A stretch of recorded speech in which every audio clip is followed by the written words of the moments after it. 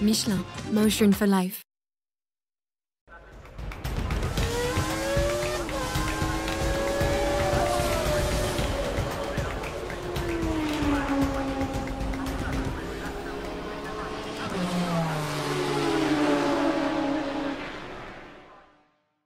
Bonsoir, bienvenue dans Racing Stream. J'espère que vous avez passé un bon week-end, que vous avez regardé tous les GP, l'endurance et tout ça. Et je viens de découvrir sur ma gauche Rémi qui est tout content avec sa casquette. Tu nous prépares une connerie, je le sens. Pas du tout. À ton avis, j'étais où ce week-end? Ah bah tu jouais à la tête dans les nuages à la borne d'arcade Manx Titi Superbike. Voilà. C'est ça?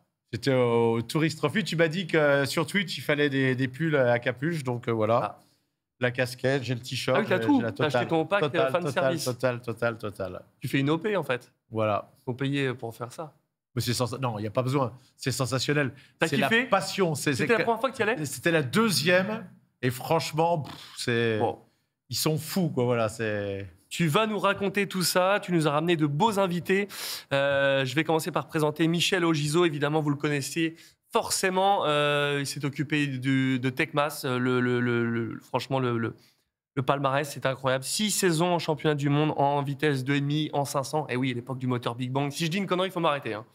C'était incroyable. 3 saisons en Mondial Superbike, une centaine de victoires, plus de 200 podiums en 24 ans. 10 titres de champion de France en Open 125 et 2,5. Un titre en 600 Super Sport. Ouais, bon, et voilà, avec des pilotes comme Laconi, on les a tous connus. C'est incroyable. Autant de palmarès. La passion? Oui. Alors, la passion, sans doute. En plus, on a eu la chance, rapidement, au début de la carrière de Tecmas, de travailler pour la Fédération française. Et oui, donc, on a créé avec Marc Fontan l'équipe de France. Donc, c'était vraiment l'endroit où on croise tous les pilotes en devenir, en fait. Hein. C'était les futurs champions. Ils passaient par chez nous. Quoi. L'époque où, naïvement, je croyais qu'en faisant la Aprilia Cup 125, j'allais pouvoir performer et puis faire l'équipe de France. Mais en fait, je me suis aperçu que non, j'étais milieu de peloton déjà là. Donc, c'était mort. Donc, on a fait 13 ans, je crois, le travail pour la Fédé. Donc, après, Marc Fontan, l'entraîneur national, c'était Hervé Moineau. Oui. Et on les a tous passés, les Gimbert, tellement il y en a, je ne me rappelle même plus. Oui, je les revois en photo. Si, il y avait ton préféré, Mathieu Lagrive. Lagrive. Oh là là. Voilà, quoi. Donc, vrai pilote de talent. Et qu'on voit toujours encore rouler. Mais oui. Là, je voyais encore Sylvain Gattoli, qui est à la pointe. On parle des 24 heures des 8 heures de Spa. Gattoli, il était là, à l'affût. Hein, donc Gattoli, il était chez nous, il était gamin. Et là, il roule toujours dans un top team. Dénicheur de talent depuis 34 ans de carrière, c'est ça? Oui, Tecmas 90, j'ai vendu il y a 2 ans. Donc voilà, ça fait 32 ans. C'est beau. Ouais. C'est beau. On va évidemment parler de tout ça. Mais mon cher ami, tu n'es pas venu seul avec Michel. Et Laurent Navo est là. Alors, incroyable, passif de fou aussi. Et vous avez eu le privilège aussi de rouler en GP500 avec aussi beaucoup d'endurance. Ça devait être une période incroyable de rouler à côté de pilotes de monuments comme Schwantz, Beatty, tout ça.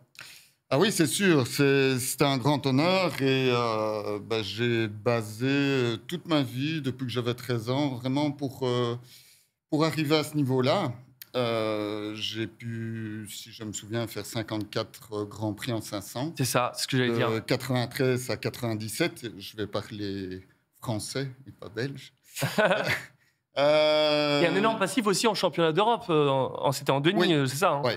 Incroyable. 92, j'avais créé un team qui s'appelait Euroteam et j'ai eu l'occasion de rencontrer un Japonais qui avait travaillé chez Yamaha au Japon. Et il a complètement changé ma philosophie et mon approche de la course. Et ça a vraiment changé du tout au tout dans ma carrière. Donc, quand on démarre jeune, on a pas trop de sponsors et surtout pas de coach. C'est très compliqué de trouver sa voie. À l'époque, beaucoup de gens étaient comme ça et Michel peut s'en souvenir aussi. Et donc, on est un peu fougueux, on prend parfois des voies qui ne sont pas les meilleures. Et donc, ce Japonais, Yochan Matsumoto, m'a vraiment appris une nouvelle philosophie de voir les choses, c'est comment arriver au plus haut niveau, comment gérer tout ça. C'était une super expérience de vie aussi. Du GP, le championnat d'Europe en 2,5 et après de l'endurance avec les 24 heures de Spa en 98, en 99 le bol d'or sur Ingex et en 2000-2002 championnat du monde d'endurance toujours chez Suzuki. Non. Donc à partir de 2000, Honda Belgique nous a proposé un programme avec des motos qui venaient de sortir, des SP1, c'était des gros V2 de 1000 cc. Un programme sur 3 ans.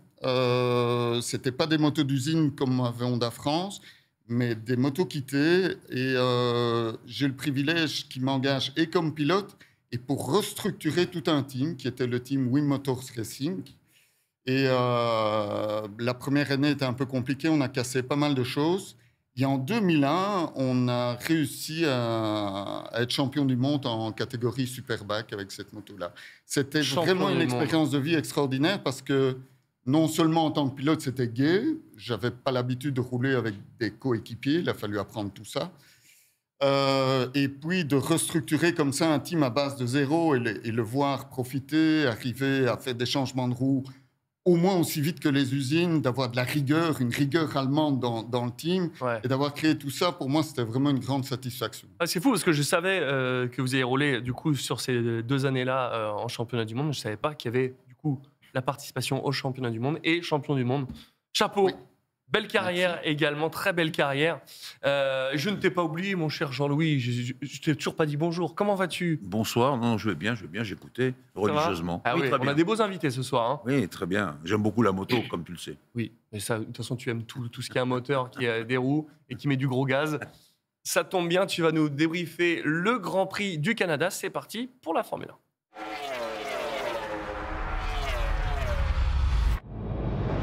Bon, c'était pas mal ce GP. Il s'est passé plein de trucs pour une fois. Plein de choses. Oui, justement, je ne peux pas vous le résumer parce qu'on y sera jusqu'à demain matin. Ouais. Pratiquement à chaque tour, quelque chose. D'ailleurs, il y a un bon résumé sur YouTube de Canal+, franchement, qui est très très cool. Oui. Donc, je vais aller directement aux choses principales. Belle course, malgré une météo capricieuse. Ça, c'est rien de dire. Pluie sec, difficulté dans les stratégies de pneus, naturellement. Et tout ça, ça a créé pas mal de problèmes dans plein d'équipes. Je vais raconter également la belle course de Lando Norris et naturellement la victoire de Max Verstappen. Et je vais paraphraser un proverbe biblique. Celui qui a gagné par la voiture de sécurité perdra par la voiture de sécurité. C'est comme ça que Verstappen a perdu à Miami. C'est ça. Et c'est comme ça que Norris a perdu l'un et l'autre à Montréal. Et donc ça, c'est la règle des... Et tu retiens quoi? Du grand spectacle? C'est un peu triste quand même ça. Je les ai regardés en entier, c'est le Grand Prix. Je me suis dit, avec mon voisin, chouette, il pleut, ça va être sans ça, il s'est placé plein de choses. Mais effectivement, ce qui a fait basculer, c'était... Mais à chaque fois, on pense que la voiture de sécurité doit arriver à tel moment ou tel moment. Dans la voiture de sécurité, il y a un commissaire, 2 commissaires, 3 commissaires, il faut la faire démarrer. Gilles Villeneuve, le Vincent dont il parlait, Jacques Villeneuve, pardon, il disait que c'était peut-être pas au bon moment qu'il l'avait sorti. Oui, comme à Miami, on a dit que c'était pas au bon moment non plus. Toujours, ça arrange pas tout le monde. Alors là, non, faut avoir la part des choses. La voiture, quand ça devient trop touchy, il vaut mieux la sortir plutôt que d'avoir 12 mecs dans le rail. Et comment est-ce que tu expliques, en repartant à la qualification, le retour de Russell en pôle avec la Merco? Il s'est passé quoi? Eh bien, au moins 2 choses. Déjà, je vous rappelle que James Allison est revenu. C'est celui qui a fait les Mercedes qui ont gagné juste avant que cette période de 2 années où elle n'arrête pas d'avoir l'arrière décalé, etc., etc. Ça, c'est la première chose. Russell, très beau. Beau job, donc, Allison, qui a réparé un peu celle-là. Je dis réparé parce qu'il a fallu apporter des tas de choses, celles qui étaient là. Et puis, il fait en même temps la future voiture. Beau boulot de Russell pour la pole. Il a avoué avoir huge, largement pompé, huge, dans les réglages d'Hamilton. Il a regardé toutes ces... Oui, il l'a dit, c'est tout à fait honnête, tout à fait correct. Et ainsi, c'est comme ça que c'est arrivé. Alors, Attends, mais du coup, je te coupe là-dessus. Vas-y. Ils partagent pas, ils peuvent vraiment garder des secrets de Non. Simplement, Lewis, sa voiture était, il a dit qu'elle serait comme ça et comme ça et comme ça. Chacun demande, il peut même le dire. Et s'il le dit, c'est qu'il n'a pas allé en secret la chercher. Tous les ingénieurs sont autour de la table. D'accord. Et ils regardent les réglages. Et comme Lewis en a un petit peu rien à faire de ça maintenant chez Mercedes, je fais un petit aparté pour vous deux. Est-ce qu'en GP500, quand il y a 2 coéquipiers, les réglages, il y a des trucs qui restent secrets ou est-ce que ça se partage dans le team? Ça dépend des teams et des team managers. Ouais. Parce qu'en fait, moi, ma philosophie, c'est qu'on doit tout partager. Pourquoi? C'est une équipe. Le mot équipe, qu'est-ce que ça veut dire?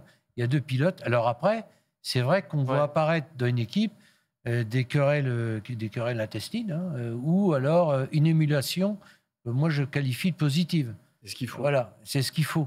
Donc, mais par contre, que quelqu'un cache quelque chose qui peut aider l'équipe... c'est un peu dommage. Parce que quand il y a 2 pilotes, malgré que chacun affirme pouvoir gagner le dimanche, il y en a forcément qu'un des 2 qui va gagner, éventuellement. Moi, j'ai eu la chance d'avoir un potentiel de 2 pilotes gagnants quasi à chaque course. Donc, effectivement. Mais voilà, ça peut être tentant d'occulter quelque chose bizarrement, pour savonner un peu la planche de l'autre. Mais moi, ça, j'y faisais la chasse. Moi, il me semble me souvenir que chez Tech 3, à un moment, ils ont même été obligés, pourtant les 2 pilotes, je m'entendais bien avec eux, moi, un Américain, un Anglais, ils ont été obligés de faire carrément... il y avait un mur dans le box. Ah oui. Et puis les coéquipiers de Biaggi, bon courage, Carlos Checa avec Biaggi... c'est pas toujours évident dans un team, quand vous jouez un titre pilote, de partager toujours toutes ces données. On peut effectivement partager, tu as raison Michel, ça profite à tout le team. Mais on le voit en F1, il y a un moment où il faut décider, parce que quand on va se retrouver dans des situations à l'époque comme Olivier Jacques et Shinya Nakano, si les 2 se mettent par terre dans le dernier virage, à cette époque-là, c'est catastrophe pour tout le monde et pour Tech 3 aussi. Là, tu prends un exemple facile parce que Shinya était tellement simple, tellement une crème. Ouais, c'est sûr. Et un beau casque. Heureusement, ça aurait peut-être pas été pareil avec d'autres pilotes, mais voilà, je pense que de temps en temps, c'est pas toujours évident d'aller partager jusqu'au bout, surtout quand le titre se joue pour un des 2 pilotes, comme tu l'as dit, au championnat. Et des grosses structures aussi, comme Ferrari, on le sait, grosse rivalité peut-être entre Sainz et Charles Leclerc. Tu crois que ça joue, ça aussi? Mais c'est toujours comme ça en Formule 1. On travaille tous ensemble, et puis après, au sommet, au moment de la course, il y a l'un ou l'autre qui va émerger. Sauf quand on a, bien entendu, des oppositions assez sérieuses, Senna et Prost, ou Prost et Senna. À 88, la voiture était formidable. Ils ont failli gagner toutes les courses, tellement ils collaboraient.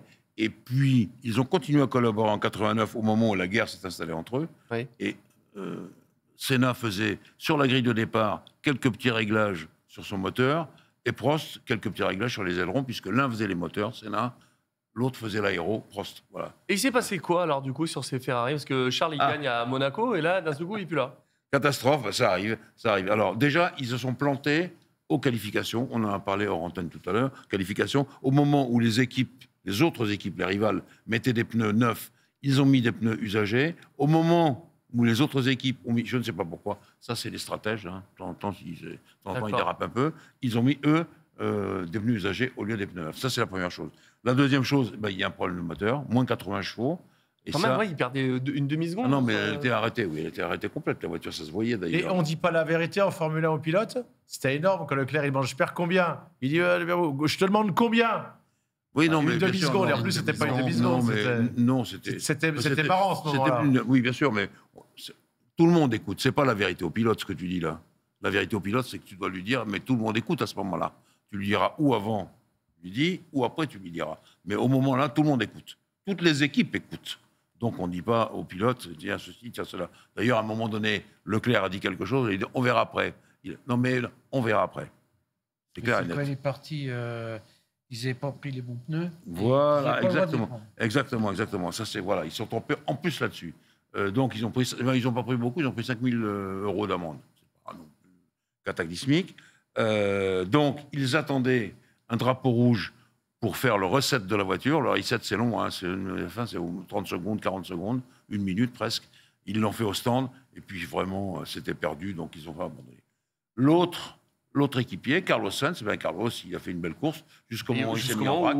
Il s'est mis en vrac, et égoïste comme il est, il a laissé la voiture filer, et là, il a touché Albon, qui avait fait une course absolument magnifique. Mais il a fait un dépassement, lui, mais incroyable de l'espace. Ah oui, Non, c'est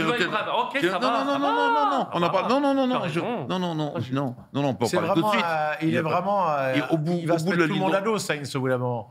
Là, c'est vraiment pas sympa ce qu'il a fait. En plus, il sort mon camarade thaïlandais, là, c'est au bout de la ligne droite, Ocon, et puis je ne me rappelle plus de l'autre d'ailleurs. Bref, peu importe, il est passé un ici, l'autre là, sur le freinage le plus dur de tout le circuit. Albon, dépassement 20 sur 20. C'est le dépassement du Grand Prix, et peut-être même l'un des dépassements de la saison. Il a presque fait ce que Pecco Bagnaia a fait lors du dernier Grand Prix quand il partait 5e, si vous vous souvenez. Hein. On en passe, c'était... Mais en voiture, c'est plus difficile. Il devait être à 5 cm de lui crever l'arrière, quoi. Non, mais sans déconner, tu vois le truc, tu dis, à quel moment il se dit ça passe et puis n'oublions pas tout ça sur des trajectoires humides, qui est sèche, mitigée, c'est quand même quelque chose de complexe. La plus belle chose de tout ça, c'est le freinage, en réalité. Le freinage où il coiffe tout le monde. Lui fait un bloc il a assez d'élan pour l'un à gauche et pour l'autre après. Le vrai bloc passe. Est-ce qu'il peut y croire encore, Charles, ou avec l'écart Verstappen au niveau du classement? Là, c'est le plus dur. Il n'y avait pas beaucoup d'écart. Enfin, pas beaucoup d'écart. Il y a un peu plus d'une victoire. Là, il y a un peu plus quand même. Mais bon, compte tenu des erreurs qui ont été faites, je pense que tout ça, ça va être remis en ordre pour le prochain Grand Prix. Mais le prochain Grand Prix, c'est très dur parce que c'est Barcelone. Barcelone, tout le monde connaît le circuit sur le bout des doigts. Montréal, ça réserve toujours des surprises. Le climat, le revêtement avait changé. Puis c'est un circuit, un peu agité. Tandis que Barcelone, c'est pour les premiers de la classe. Les réglages sont faits depuis je ne sais pas combien d'années à Barcelone. Donc on va voir ce que ça va donner. Et peut-être que la Red Bull va remarcher à nouveau, ou bien on verra les Ferrari, ou bien les McLaren. Non, les Ferrari, c'est bien. Et il y a beaucoup de pilotes qui sont critiqués en ce moment. Alors oui, en ce moment, ça tombe. Alors justement, je vais remettre un peu les choses au point. Parce que ça ne me plaît pas beaucoup. Ça me déplaît même.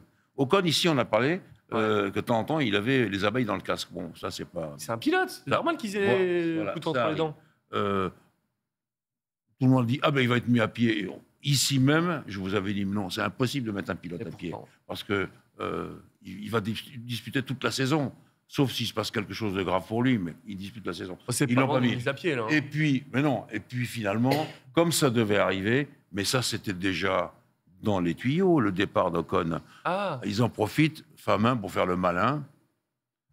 Parce que Famin, ici aussi, on l'a dit, il a besoin d'un directeur de la communication. Il dit beaucoup de bêtises. Alors là, je suis d'accord. Et là, il m'insupporte parce qu'il a fait ses commentaires. Tu te souviens que j'avais dit ça sur le Grand Prix du Brésil, enfin de São Paulo l'an dernier. Il avait dit n'importe quoi. Alonso a coupé la route, quand vous vous en souvenez. Bon, n'importe quoi. Et là, c'est pareil. Au moment du Grand Prix de Monaco, il parle sous le coup de l'émotion. Hein. Bien sûr que c'était... c'est normal, Oui, mais non, c'est pas normal. Non, mais c'est normal. Quand tu es un patron d'équipe, tu peux pas faire ça. Il soit dégoûté.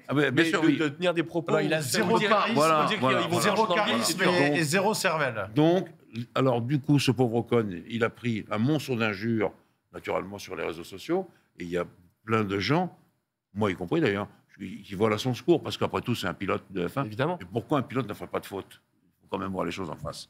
L'autre critique très, très dure, eh bien, elle tient aussi à Pérez, qui se fait massacrer. Mais enfin, Pérez, il se fait massacrer par des jeunes pilotes qui ne sont pas encore montés en F1, qui voudraient bien prendre sa place. C'est un gars qui a gagné quand même 5 ou 6 Grands Prix. Par des pilotes qui ont fait peu de Grands Prix, 5 ou 6 aussi. Donc, il faut laisser Pérez le temps. En ce moment, il n'est pas bien dans sa tête. Ça peut arriver dans l'histoire de la France. Vous connaissez tous la course. On n'est pas à 100% tout le temps, ou 110% tout le temps. Prost, Senna, Lauda, Hamilton, ils ont eu Max, Verstappen, ils ont eu des passages à vide. Donc ça m'énerve un peu, les critiques permanentes. J'en viens alors à la dernière critique la plus drôle, celle de Villeneuve qui a critiqué Ricciardo, on l'appelle Ricciardo en italien, Ricciardo puisqu'il est australien, et Ricciardo lui a répondu « Non, mais Villeneuve, il dit toujours de la merde. » Donc voilà, au moins, ça le mérite d'être clair entre les deux. Point. Pas ces petites critiques. « il a fait ceci, il a fait ça. » Non, moi, ça, c'est des grands garçons. Voilà. Ceci dit, quand on voit le cas Pérez, je pense qu'Helmut Marko n'aide pas dans la psychologie de Pérez à retrouver sa sérénité dans l'équipe. Mais là, il y a toujours un petit débat, comme vous le savez, avec Helmut Marko, avec le patron de l'équipe. Il y a... je veux dire, toute l'histoire est encore... Les braises sont sous les cendres, là. On ne sait pas encore comment ça va évoluer à la fin de la saison. Donc, tous les deux, ça bouge un peu, c'est un peu embêtant, mais bon, pour l'instant, on va voir. Pour revenir à Alpine, qu'est-ce qui s'est passé en fin de course? Et surtout, pour Ocon, il disait qu'il y avait eu des... Genre, il sentait que l'équipe ne jouait pas le jeu. C'est-à-dire que quand on sent qu'un... Ça, c'est arrivé tout le temps, non. Souvent. Quand on sent qu'un pilote des deux est plus vite pour aller chercher l'ennemi de l'équipe, eh bien, on lui dit laisse le passer, il va aller l'attaquer. S'il n'attaque pas, il te rend la place. Et là, ils n'ont pas rendu la place. Ah oui. Mais c'était déjà passé l'an dernier avec l'équipier d'Ocon, avec Pierre Gasly, et il n'avait pas rendu la place à Pierre non plus. Et comme Ocon est un peu en disgrâce, voilà, il a répondu, l'équipe, moi j'ai fait mon boulot, mais pas l'équipe. Donc, je comprends mieux. Non, okay. Donc, on sait très bien en ce moment que l'ambiance chez Alpine, elle est à couper au couteau. Et que, bon, qu'est-ce qu'on peut faire d'autre? Rien. Voilà, ça s'est fait, ça s'est fait. Il partira à la fin de la saison, donc ils vont le mettre un petit peu dans un coin. Très bien. Arrivons du côté de chez McLaren avec Piastri, qui est un peu obligé de jouer les lieutenants pour Norris. Qu'est-ce que tu veux dire par là? Oui, il est obligé de jouer les lieutenants parce que c'est ça l'équipe. À un moment donné, comme on vient de parler de Ocon et de Gasly, eh bien, il a été obligé de protéger Lando Norris. Parce que s'il y avait eu une occasion, une seule, pour Norris de revenir après la fameuse opération de la voiture de sécurité sur Max Verstappen, sans doute qu'il aurait fallu le protéger. Il l'a fait jusqu'au bout. Il y avait cette chance-là. Bon, ça ne s'est pas passé. Mais bon, tant pis. Piastri, non, mais Piastri, c'est le vrai professionnel. Ça se voit, hein. Comme je vous le dis souvent ici, je l'appelle le premier de la classe. Ah bah oui. Ouais. Moi, en interview, il dit rien. Voilà, beaucoup de gens, beaucoup de tes fans qui t'écoutaient, là, qui me disent tous Russell. Moi, je leur dis, pour l'avenir, je préfère miser sur Piastri que sur Russell. Ah oui, moi aussi. Ah voilà, bon, surtout que tout à l'heure, je voulais ajouter, Russell, il a encore montré là que dans le combat rapproché, et ça, on l'a vu depuis Singapour l'an dernier, Russell, il fait des erreurs. Russell, il est un peu tendu. Attention à ça. Voilà. Exactement. Tu voulais aussi nous dire, parler par rapport à Albon, mauvais endroit, mauvais moment. C'est vrai que, comme on disait tout à l'heure, il a fait un dépassement de fou. Oui, parce que Rémi, il n'est pas content du coup. Pas content non, mais c'est vrai que Sainz, il a raison, Rémi. Sainz, il est très égoïste dans ce qu'il fait. Sur la piste, très souvent, tous les pilotes le signalent. Ah, c'est Sainz. Il y a un truc. Ah, c'est encore lui. Ça, c'est tous les grands prix, c'est comme ça. Sainz, il a toujours été comme ça. Et là, il fait son tête à queue. Bon, il dit merde. Il laisse filer la voiture, et c'est là où il touche Albon. Il ne demandait rien à personne. Il peut la freiner, la voiture. Il met le frein, c'est fini. Hop, il arrête. D'ailleurs, quand on est débutant en F1, c'est ce qu'on veut dire. Si ça part en tête à queue, freine, appuie sur les freins. Voilà. Il aurait pu le faire, il n'a pas fait. Non. Et voilà. C'est pas faux. Voilà. Alors lui, il abandonne et Albon abandonne aussi. Effectivement. En tout cas, c'est vrai que pour un Grand Prix, des fois, il ne se passe pas grand-chose, mais celui-là, entre les conditions météo, c'est mouillé, ça sèche, des accidents, Franchement, c'était... S'ils pouvaient tous être comme ça, les GP... Ah bah oui, mais de toute façon, mais en moto, c'est pareil, hein, très souvent. En moto, ça peut aussi être top quand il fait sec. Mais très souvent, quand on a eu des courses sous la pluie, il y a des surprises énormes. Vous suivez les championnats voitures, Michel, Laurent? Oui, moi, je suis assez, parce que je suis assez fan de technologie. Donc, la F1, j'adore. Il y a beaucoup de gens qui disent la F1, c'est très monotone. Moi, je ne trouve pas. On discutait tout à l'heure de Monaco. Monaco est une exception. C'est des ruelles. Ah oui. Avec des voitures qui sont devenues énormément en dimension. Des ruelles pour la principauté de Monaco. Ils ne vont pas aimer, mais il faut quand même avouer que de faire rouler des Formule 1 qui sont surdimensionnés à l'heure actuelle, c'est déjà compliqué de dépasser à Monaco, mais là, avec des voitures comme ça devient quasi impossible. Et ça donne des courses monotones. Donc, il faudrait revenir à des voitures, sans doute, dans le futur règlement, plus légères, plus compactes. Eh bien, merci Laurent pour cette transition parfaite.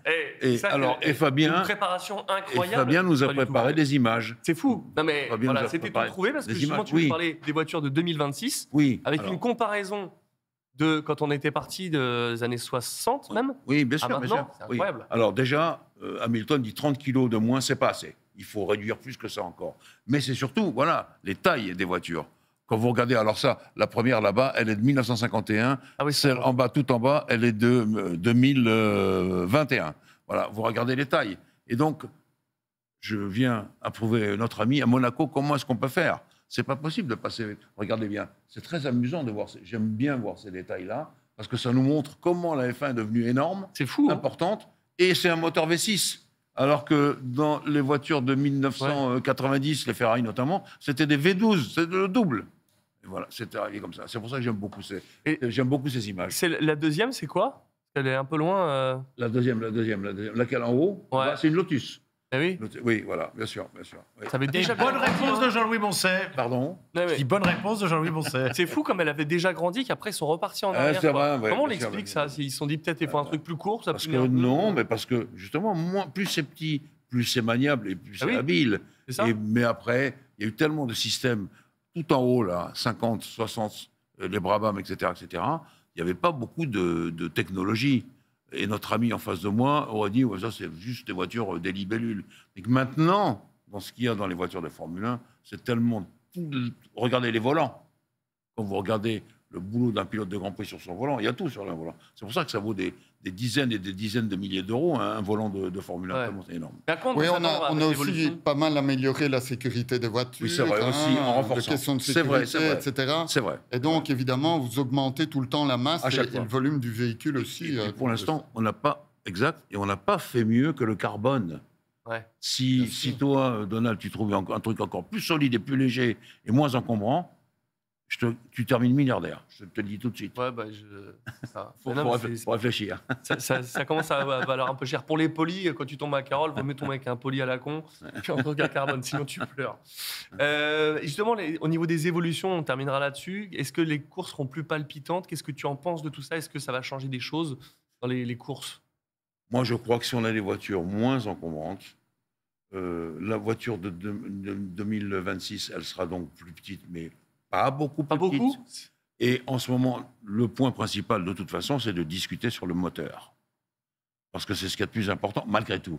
Mais je m'inquiète parce que la FIA, Fédération internationale de l'automobile, qui légifère, a déjà pondu une première partie de règlement qui effraie beaucoup de pilotes. Moi, je ne suis pas pilote, mais ça m'effraie aussi. C'est-à-dire l'aileron arrière réglable. OK, pas de souci, comme le DRS. On supprime le DRS, on fait un aileron réglable. Mais l'aileron avant réglable, ça, c'est une autre paire de manches. Ça, c'est un truc qui peut foutre tout en l'air sur les voitures.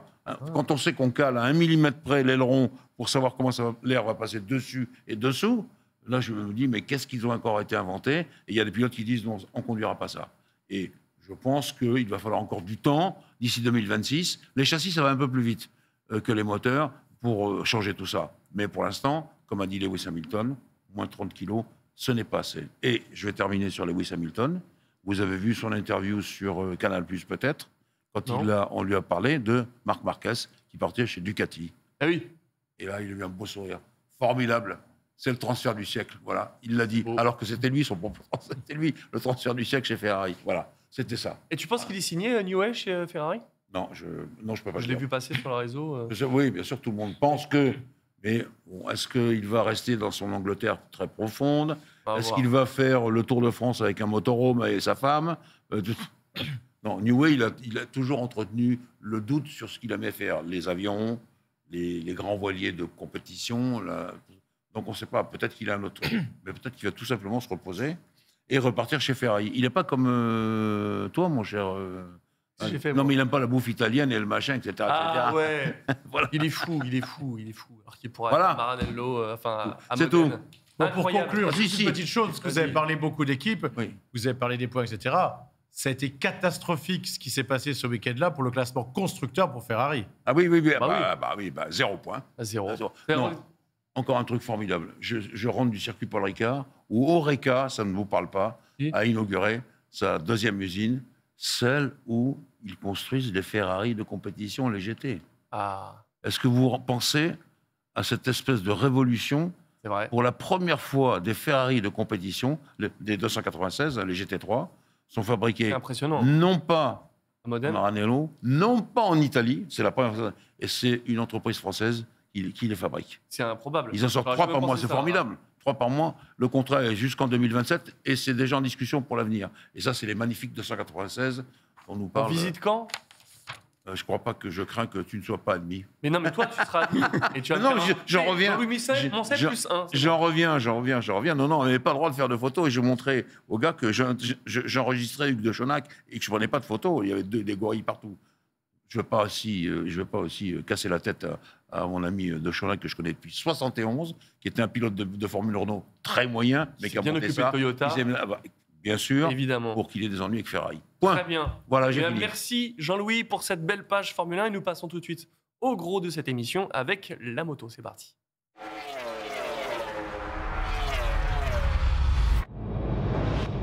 Bon, évidemment, on allait parler des 8 heures de Spa. On va parler du Tour Trophy avec nos deux invités. Rémi, 8 heures de Spa. Pour la première fois, seulement 8 heures et pas 24 heures. Est-ce que tu étais déçu ou le spectacle était là? Je n'ai pas suivi cette compétition. On n'a déjà pas beaucoup au calendrier des courses. Il y a le Bol d'Or, les 24 heures du Mans qui sont sur 24 heures. Un des grands moments de la saison, c'est les 8 heures Suzuka, c'est magique, mais c'est des Japonais chez eux, donc c'est franco-japonais. On a touché la Coupe Davis, on a changé la Champions League, c'était la Coupe d'Europe des champions avant. Alors maintenant, en football, c'est hallucinant, ils ont complètement changé le sport, puisque les buts extérieurs comptent plus double, c'est n'importe quoi. Là, pour moi, franchement, on va poser la question à un Belge, parce que c'est chez vous, c'est un circuit magique. Et on n'a pas les images d'ailleurs? Oui, on va voir les images. On va regarder la course par la même occasion. On va regarder ce qui s'est passé. Moi, je trouve très dommage que ce soit plus 24 heures. Ah, il y a eu cette discussion. Alors, tu n'étais pas là, entre nos deux. Je suis un peu plus mitigé là-dessus. Pour le spectateur, 8 heures, c'est quand même une course de superbike, une course de sprint sur 8 heures. Et donc, je pense que pour un spectateur, c'est beaucoup plus attractif. Bon. Effectivement, la question est de savoir, est-ce que ça reste une course d'endurance? Alors oui, c'est quand même. Oui. Mais déjà, quand tu parles des spectateurs, quand il pleut pas, le ticket avant, ils avaient 2 jours de spectacle. Là, ils n'en ont plus qu'un. C'est vrai, mais une course reste quand même. Il faut que ça soit attractif. Alors, Spa, c'est un circuit formidable. Cette année, encore en plus, il a fait beau. C'est exceptionnel à Spa. C'est une blague. C'est magnifique. En tant que Belge. De ne pas sortir avec un parapluie, c'est exceptionnel. Ouh, la perte d'avant, là. On va voir toutes les motos qui vont chuter, les gros abandons. Il y a la Kawasaki numéro 11, il y aura la 41, il y a la 37, la BMW, il va y avoir la 777. Ouais. Là, on voit le ravitaillement pour le CERT, la 12. Il y a... au début, on le voit du reportage, il y a Florent Marino qui tombe au 6 ou 7e tour. Ouf. Allez. Regardez où elle va, la moto. C'est l'abandon. Comment, Michel, quand on voit les images de son pilote qui chute et qu'on voit la moto, elle fait des roulés-boulés, on sait que la fourche, le cadre, comment on anticipe, et ces mécaniciens, qu'est-ce qu'on leur dit à ce moment-là? Déjà, c'est toujours le choc de voir des images comme ça. Tous les membres de l'équipe sont catastrophés. Personnellement, je pense toujours au pilote, parce que si jamais le pilote il a un poignet cassé, une clavicule et tout, c'est là où il y a la catastrophe en fait. Pardon? Je ne sais plus combien. Voilà, un instant. On avait vu avant la 27 chutée, là ce sont les Polonais, la 777, la Honda. C'est avant Blanchimont, ça. Là, c'était la bagarre entre les 2 leaders, Laurent. Oui, c'est en début de course. Avec Canepa et je pense Greg Black, si je vois bien. Au niveau si on a un pilote qui est blessé, est-ce qu'on ça peut rouler ou il faut que tous les pilotes soient là, sinon ça abandonne la machine? Donc, dans le règlement, il est stipulé qu'on ne peut pas, par exemple, doubler des relais indéfiniment. Oui. Il y a un des pilotes, des deux... Enfin, on est à 3 pilotes. On peut faire la course à 2. C'est 3, d'accord. On peut finir à 2. D'accord. À condition que le premier pilote ait déjà fait au moins un temps. Oui. Okay, alors là, je vais rappeler l'exemple au Bol d'Or et plusieurs années, sur toute une saison de Laurent Briand qui était malade, qui vomissait, et les 2 autres pilotes Suzuki se coltinaient toute la course et il n'y a jamais eu une réclamation de fait. Donc, non, mais c'est. Tu te souviens de Laurent Briand? Oui, bien sûr. Oui. Mais moi, en endurance, j'ai fait rouler une équipe avec notamment notre ami Louis Rossi, qui avait au tour de chauffe. C'était donc pulvérisé en fait, voilà. Et on a pris le départ à 2, et on a fait la course à 2. Voilà. On a vu la victoire en tout cas, mon cher Michel, avec ce beau polo Yamaha, victoire du Yacht. Oui. On l'avait prédit la semaine dernière. Ah oui, on avait invité 2 invités du Yacht, Romain Mühlhauser et puis Émilie Bonnet. Donc le Yacht qui gagne devant le CERT. Et Tati, la fameuse équipe à l'époque qui roulait en Super Sport, c'était Tati Beaujolais. Qui est 3e, l'équipe Tati Team Béringer. Ensuite, on a Viltaïs, le FCC, Team Bolliger, les Suisses. Et c'est Aviobike qui gagne. Et oui, la victoire d'Aprilia, une machine italienne qui s'impose devant National Moto. On avait reçu le team manager. On aura bientôt les pilotes qui nous ont promis qu'ils venaient, le sujet. Aprilia qui gagne, quand même. Belle petite surprise. Belle petite surprise pour Aprilia, une marque italienne, parce que Michel peut peut-être me contredire, mais je ne me souviens pas de voir une marque italienne gagne une course d'endurance. Alors, Ducati a failli gagner. Oui, voilà, ça a failli pas gagné. Au bol d'Or, ils étaient en tête à la 21e heure. Mais effectivement, des podiums, il y en a eu. Des podiums, il y en a eu, mais des victoires pas. Je pense que il faudrait remonter il y a bien longtemps pour trouver une victoire d'une Italienne en endurance. Il me semble déjà de mémoire qu'une Européenne n'a jamais gagné les 24 heures du Mans. Il me semble bien que c'est que des Japonaises. C'est bien possible. Mais c'est vrai que non, mais là, il y avait qu'à voir la joie dans l'équipe. C'était absolument incroyable. Hein. Et ça aurait été pareil si à l'époque de Chas Davis, là, s'ils avaient gagné avec Xavi Forest, le bol d'Or. Ah ouais, bien sûr. Ça aurait été plus fort encore, parce que là, c'était dans la catégorie reine. Bien sûr. En tout cas, c'est une belle course. Le Spa, c'est toujours le plus beau circuit du monde. C'est vrai que là-dessus, il y a des beaux souvenirs aussi sur le circuit, sur des endurances. Enfin, je suis un peu de la old school pour ça, mais j'ai toujours aimé ces circuits avec des grands dévers, des virages longs. Des grandes courbes. Les circuits stop and go, ça n'a jamais été mon truc personnellement. Et Spa fait partie de ça, au même titre que Mugello, Catalunya et Suzuka, bien entendu, qui est aussi un circuit extraordinaire. Les circuits stop and go, il faut juste des bons freins, bien connu. Et savoir freiner comme ton frère Grasberto. Effectivement. Ou comme Marc Marquez. Mon cher Rémi, avant de parler au Tourist Trophy, quelque chose à rajouter sur les 8 heures parce que j'ai vraiment très envie de te parler du Tourist Trophy, toi qui étais. Non, c'était. Voilà, juste, Spa, effectivement. Pour terminer sur ce circuit, mon premier consultant a été Hervé Moineau, lequel tu travaillais. Et il m'a dit, le seul endroit où je me suis vraiment fait peur, c'est à Spa. Donc, quand un mec comme ça, Drup, champion du monde d'endurance, je pense à l'époque, entraîneur de l'équipe de France, te dit ça, tu te dis, ça doit être... Je ne sais pas à quel endroit de Spa il s'est fait peur, mais c'est clair. Partout, il y a plusieurs endroits. L'endroit le plus magique pour un pilote, en tout cas pour moi, c'est le Raidillon. C'est un virage qui est unique, que vous ne rencontrerez pas nulle part dans le monde. J'ai roulé à Laguna Seca où on a le parcours qui est à l'envers. Même ça donne pas les mêmes impressions de non, ça donne pas du tout les mêmes impressions. Parce que quand vous montez le Raidillon, vous prenez des G. Et donc, il y a le tassement. C'est beaucoup plus rapide. Et c'est vraiment très impressionnant. Et il faut vraiment bien assimiler le virage pendant beaucoup de tours. Bon, moi, j'ai roulé beaucoup à Spa. Et donc, le Raidillon, pour moi, prendre le Raidillon, c'est vraiment le rêve. Même en Formule 1, la compression, c'est très difficile. Parce qu'elle commande beaucoup de choses. Et après, c'est vrai que ce qui fait bizarre dans le Raidillon, c'est que tu es en bas, que tu soudes, tu traces une trajectoire imaginaire et on ne sait pas ce qu'il y a derrière, quoi. Voilà, c'est ça. Et puis, tu la gardes pendant une fraction de seconde parce que tu ne sais pas bouger. Et si tu es mal mis au départ, tu es vraiment très, très mal au-dessus et tu vas conditionner toute la ligne droite jusqu'au combat. Elle monte. Et donc là, ça monte, quoi. Hein. Si tu te rates, ton tour, il est foutu d'office. Clairement, au bout de 10 secondes, c'est allez, salut, au revoir. J'ai un dernier truc à dire.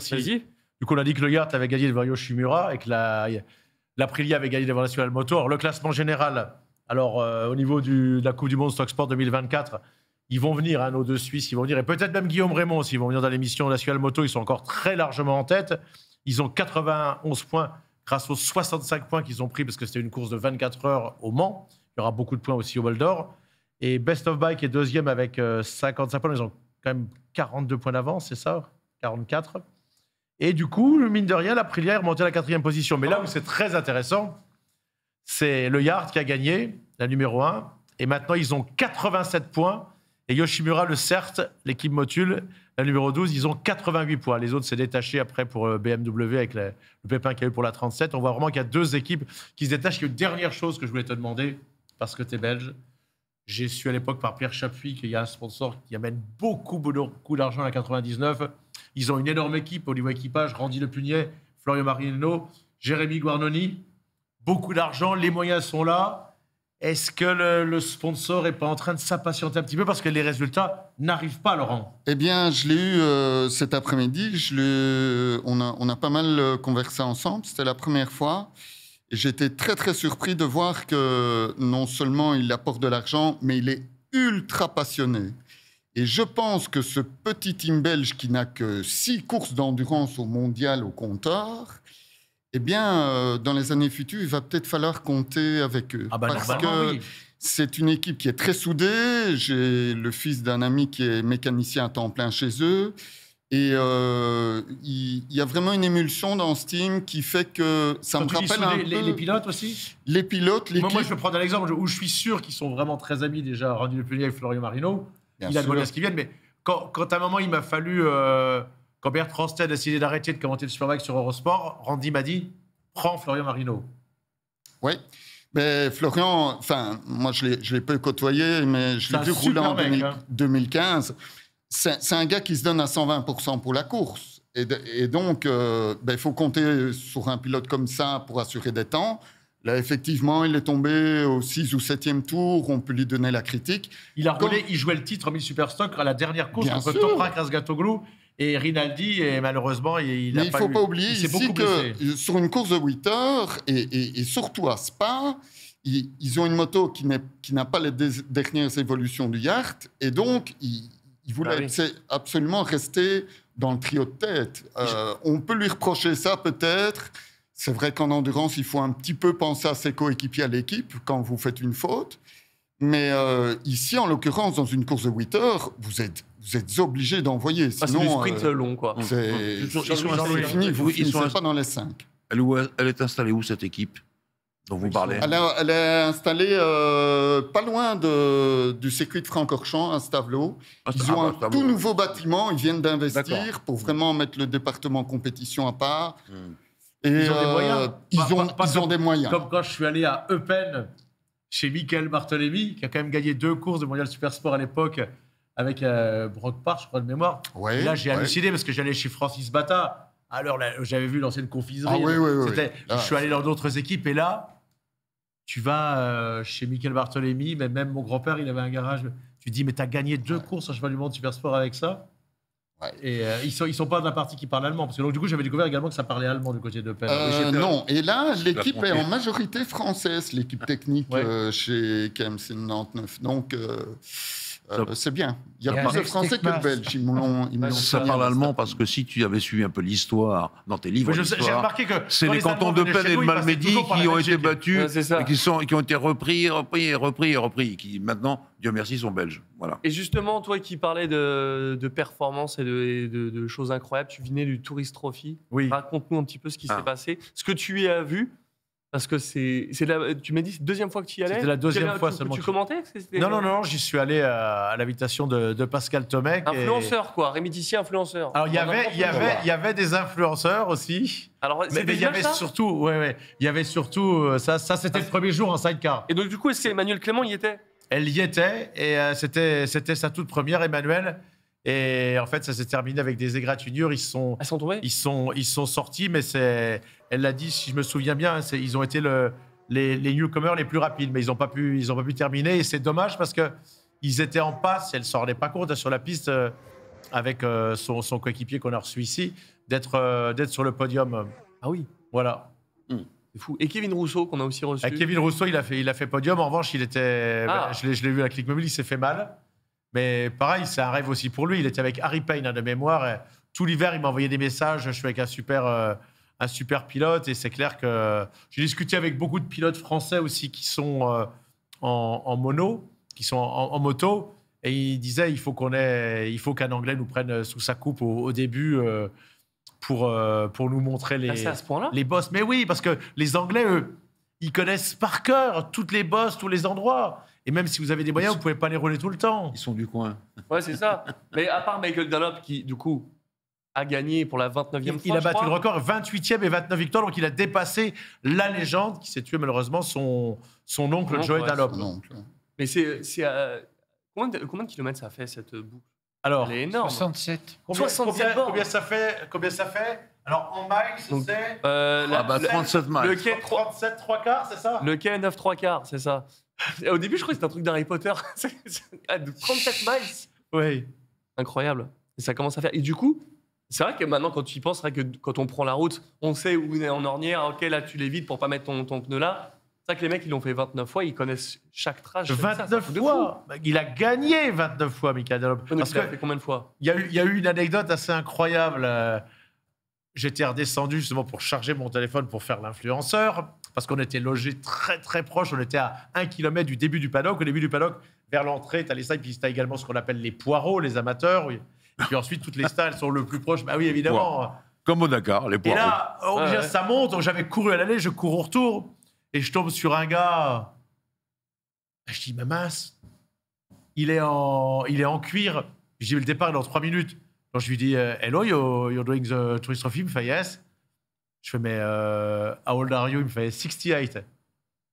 Il me fait, 68, young. Je fais, mais là, what's your name, David? Donc, je l'ai suivi. Je suis allé sur la grille comme j'avais le pass. Donc, j'ai vu passer. Je lui dis, hey, good luck.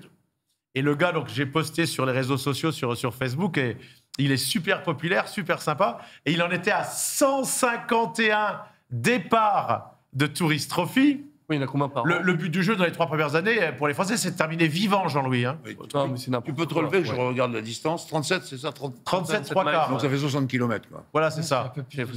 Et sur les 151 départs, donc 152 maintenant, il en a terminé 131.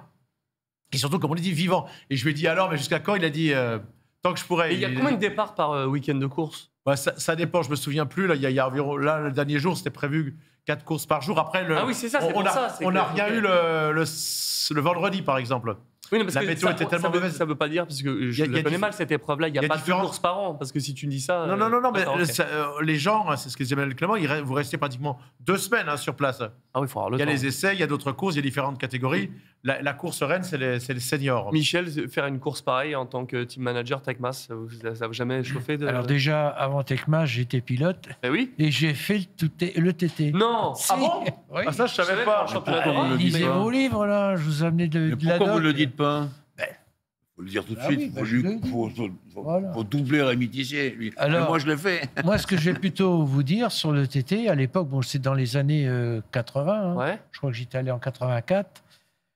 Donc, c'est qu'on faisait plutôt les pilotes de vitesse et championnats d'Europe, déjà sur des circuits qui étaient un peu limites, hein, du genre Brno. Oui, c'est voilà, l'ancien. Et il y a des gens qui venaient, le TT était en perte de vitesse en termes d'audience et de participants. Et ils envoyaient des émissaires sur les courses. Ils venaient nous démarcher avec des primes alléchantes de départ pour renflouer le TT. Donc, on y allait un peu en kamikaze, en fait. Ah ouais, bravo. On avait des ronds à prendre, on pouvait s'acheter des pneus pour le championnat de France et le championnat d'Europe. C'est aussi impressionnant que ça en a l'air? Oui, surtout quand, moi, à l'époque, j'ai fait qu'une fois, vraiment pas connaisseur. On était toute une bande de Français à l'époque. Je me rappelle de Michel Galby, Forêt, Jean Forêt, qui s'est d'ailleurs pulvérisé à l'année où j'y étais, là. Donc voilà. Donc, alors par contre, c'est vrai qu'il y a quelque chose de mythique et d'extraordinaire dans cette course. Elle est dingue d'un côté parce qu'effectivement, on peut se tuer très facilement. Mais de l'autre côté, on est vraiment reçus comme des rois. Là-bas, c'est leur course, c'est leur vie, l'île de Man. Vous imaginez que même la monnaie, elle est imprimée avec des Mackay Wood dessus, etc. Non. Mais si. Non, mais voilà. Quoi. Donc, mais comment on fait pour apprendre le circuit sur un truc comme ça? On prend la roue d'un gars, on se dit si ça passe pour lui, ça passe pour moi. Enfin, selon moi, imagine-toi, toi tu roules avec une moto sur la route, tu habites à 30 km de ton lieu de travail, au bout de 4 ou 5 ans, tu connais chaque virage, chaque plaque d'égout, etc. Donc c'est ça le TT en fait. Donc du coup, tu peux te permettre aussi de chambrer. Il y a 6 ans, j'avais interviewé John McGuinness, que j'avais trouvé très très sympa. Et puis là, on est invité chez Honda, dans toute l'équipe. Alors c'était super sympa. On avait beaucoup de Sud-Américains, des Colombiens, des Argentins. Il y avait des gens qui étaient venus d'Afrique, du Congo, Marocains. Et puis on était une dizaine de Français. Puis comme il y a un Français qui a enfin terminé deuxième, c'était Pierre-Yves Bian qui a fait son premier podium avec Hickman, qui l'est d'ailleurs avec Peter Hickman. Tous, ils sont pris. Il faut être sous la coupe d'un bon Anglais pour y arriver. Et du coup, il y a un jeune qui dit, mais est-ce que vous pensez qu'un jour un Français va gagner? Et là, du coup, même moi qui ai de la répartie, ça m'a laissé pantois 10 secondes. Il a dit McGuinness, non, parce qu'ils n'ont pas assez de balls, pas assez de... Oui. Alors là, il a eu tort. Là, ça m'a coupé le sifflet quand même pendant 10 secondes. Parce que souvent, partout, tu entends beaucoup de l'anti-français, etc. Et d'un seul coup, sans micro, parce que j'ai une grande voix, je lui dis, mais excuse me, John, can you remind us when is the last time a British guy was world champion in MotoGP or 500cc? Alors là, il sourit, il se marre un peu, je lui fais alors, et il fait, devant tout le monde, il fait Barry Sheene, 1977. Je fais, OK, because you know, Fabio Quartararo, you know him? 2022, hein? Et il parle bien anglais. Après, je suis allé le voir, etc.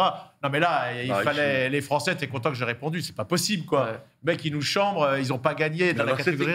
Mais qui c'était, ce gars qui t'a John McGuinness, c'est une légende. Les légendes, c'est Joe Dunlop, c'est lui, c'est Peter Hickman maintenant. Il y a tellement un gros écart entre la course de vitesse ou d'endurance et la course sur route que lui, il est dans son monde de la course sur route. Mais ils sont dans leur monde, ils connaissent tout par cœur, ils sont chez eux. Mais...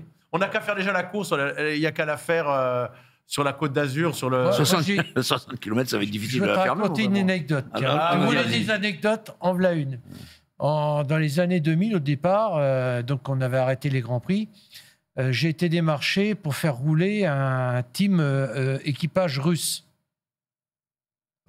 Oula, parce qu'il y en a eu un de russe aussi avec Martial Garcia, c'était les mêmes. Donc, on a reçu les pilotes, j'avais bien insisté, il y avait de l'argent, les motos elles venaient de Suède, on a fait les préparations, mais j'insistais pour voir les pilotes, quoi, parce que pour moi, c'est ce qui compte, le pilote. Quoi. Bien sûr. Et donc, c'était des champions en Russie, il y a des courses, il faut savoir qu'il y a des courses sur route, en Russie, en Estonie, etc. Tu parles le russe, Michel ?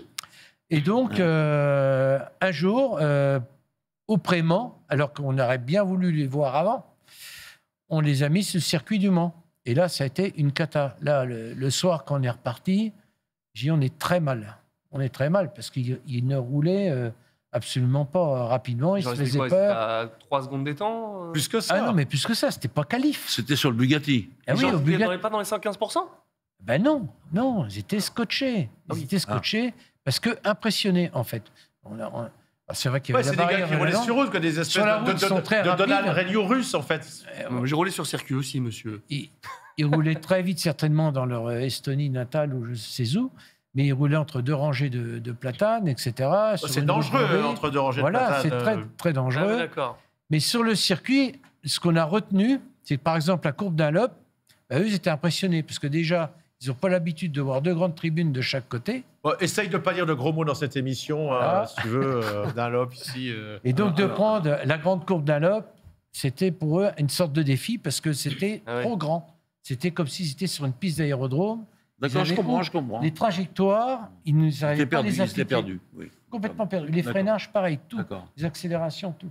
Alors que des courses sur route, c'est la mémoire. Et aller vite, c'est-à-dire qu'ils relâchent, ils prennent une courbe, une cassure. C'est des enfilades de trucs très rapides, quoi. Tout à l'heure, vous avez dit, qu'on fait 30 allées, 30 retours pour aller chez soi. C'est comme ça aussi qu'on peut se faire mal. Parce qu'à force de s'habituer... Je parlais juste du fait que l'action par rapport à la mémoire, à retenir un truc.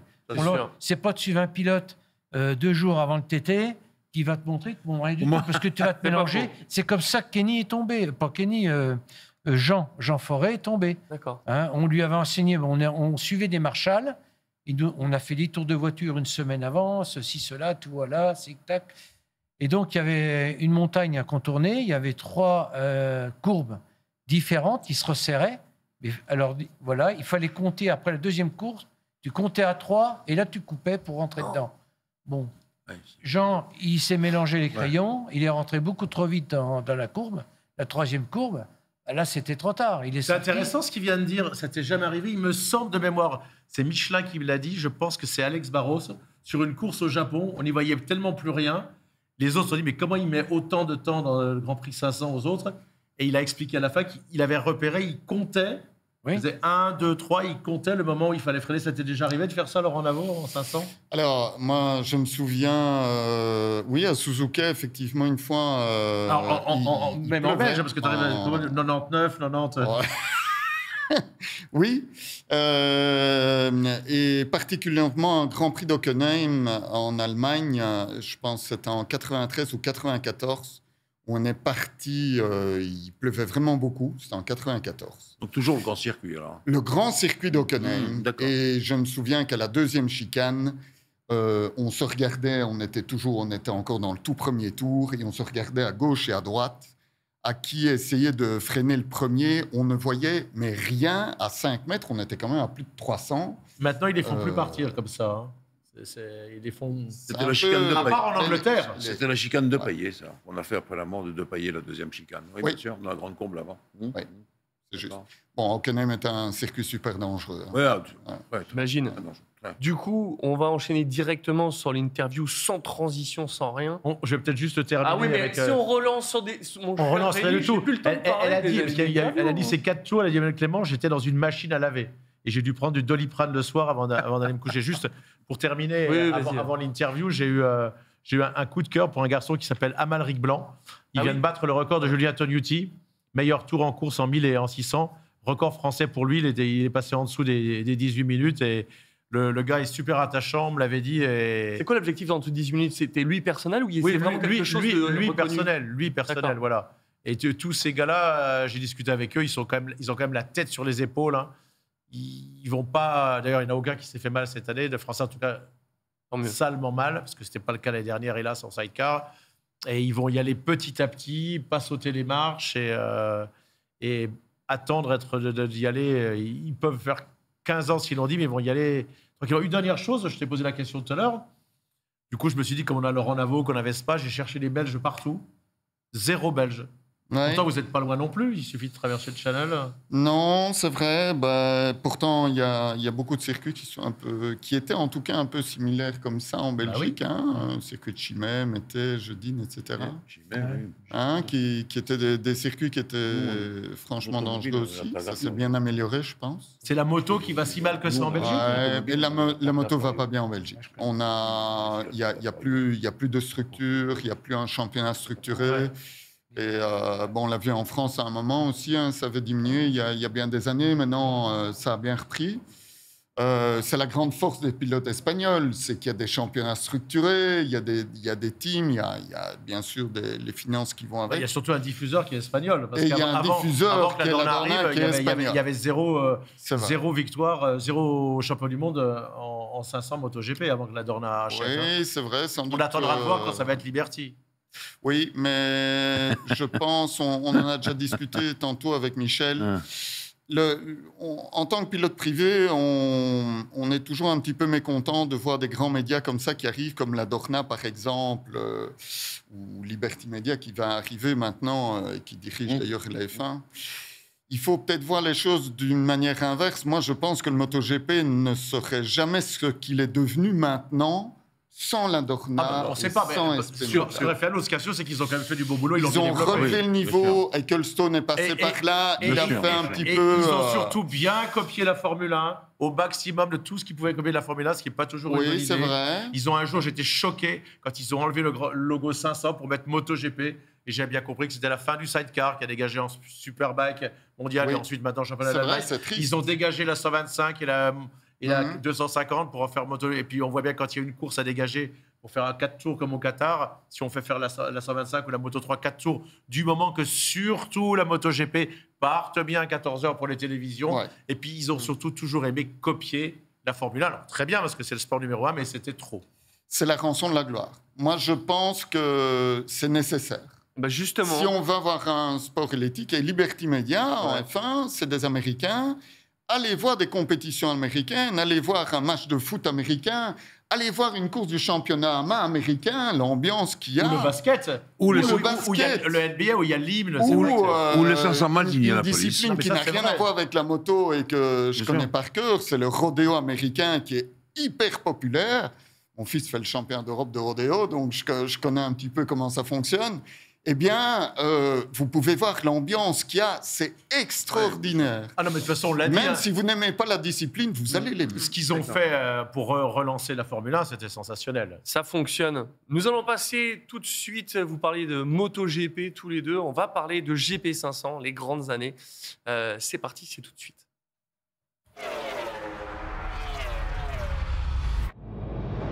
Et mon cher Jean-Louis, si nous débordons un tout petit peu, je sais que tu devais partir à 20h pétantes. Si tu dois partir, pas de souci. N'hésite pas. Tu partiras comme un roi. D'ailleurs, le prochain GP que tu vas nous débriefer, c'est quand le prochain ? Barcelone. Mais c'est dans une semaine ? De 15 jours ? Bon, ça va nous laisser le temps de nous préparer. Non, le 17 juin, on a rendez-vous pour une autre émission formidable. Tout à fait. Bah oui, il y a les 24 heures du Mans. Voilà. Effectivement. On le disait tout à l'heure, Michel, pilote en championnat du monde, championnat d'Europe en 2,5. Quand est-ce qu'il y a un switch qui se passe pour devenir team manager? C'est de former sa structure comme un métier pour pas être que pilote, ne pas dépendre que du téléphone qui sonne, comme on dit? Oui. Alors déjà, quand j'étais pilote, j'étais un pilote tout à fait modeste en termes de résultats. J'ai quand même fait des belles choses, suffisamment pour ressentir ce qu'on doit ressentir en tant que pilote, quel que soit le niveau. C'est ça que ça change tout. Voilà. Donc ça change tout. Donc j'avais un bagage et avec un ami pilote, donc Joël Blin, on a décidé de créer la structure, de fonder Techmas avec des objectifs qu'on a définis, une philosophie qu'on a définie par rapport à ce qu'on a vécu en tant que pilote. Donc on ne voulait pas qu'ils se reproduisent en termes de préparation, de tout ce qu'on veut. Donc c'est là-dessus que s'est formée la philosophie, dans le sens où tout était fait pour maintenir le pilote en haut de la pyramide du team, en fait. C'est ça. Voilà, c'est préserver le pilote à tout prix, qu'il soit dans un bon état mental.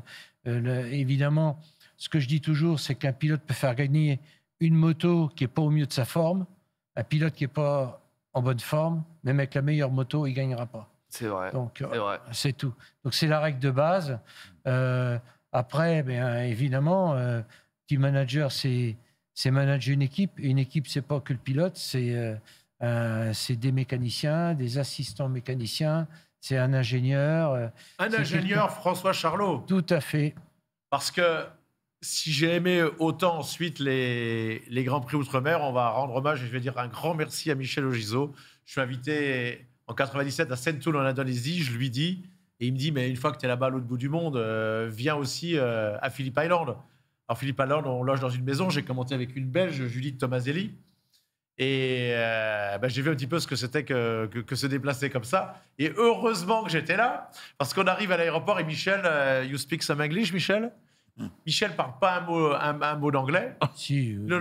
Et du coup, j'ai dû obligé de m'arrêter dans Melbourne parce qu'il n'y avait pas de GPS pour m'arrêter pour demander le chemin pour descendre.